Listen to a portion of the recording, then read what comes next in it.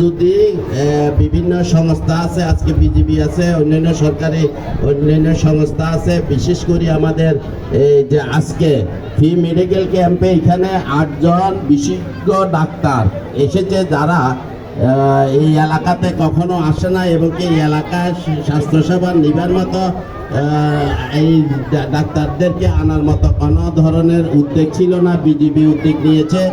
আজকে বলবো এই উদ্যোগের পাশে স্টারলাইন স্পেশাল হাসপাতাল এখানে বিশেষজ্ঞ 2 জন ডাক্তার দিয়েছে, যে আজকে যে এই বন্যাতে পরবর্তীতে বিভিন্ন ধরনের রোগে আক্রান্ত হয়, বিশেষ করে শিশু বাচ্চারা রোগে আক্রান্ত। এখানে দেখা গেছে শিশু বৃদ্ধ সকাল থেকে হাজার হাজার লোক এখানে চিকিৎসা নিতে এসেছে।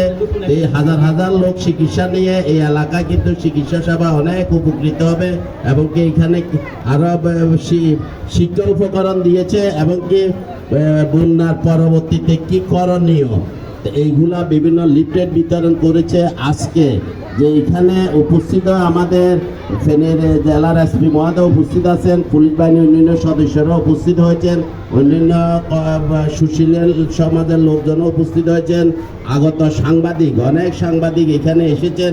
সাংবাদিকদেরকে ধন্যবাদ জানাই আপনাদের প্রচারণার মাধ্যমে, যে এইগুলা প্রচারগুলা দেখলে অন্যান্য জায়গাতেও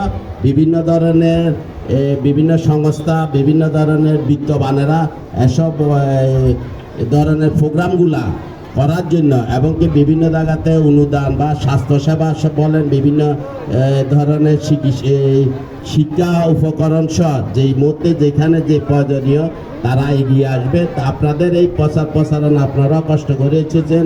আমি স্টারলাইন গ্রুপের পক্ষ থেকে ধন্যবাদ জানাই, পাশাপাশি আজকে বিজিবিকে ধন্যবাদ জানাই যে আপনাদের এই বহুত কাজটা করার জন্য। আমি আজকে এই সবাই যারা এখানে এসে বিজিবির অনেক সদস্য এসেছেন, সবাইকে এই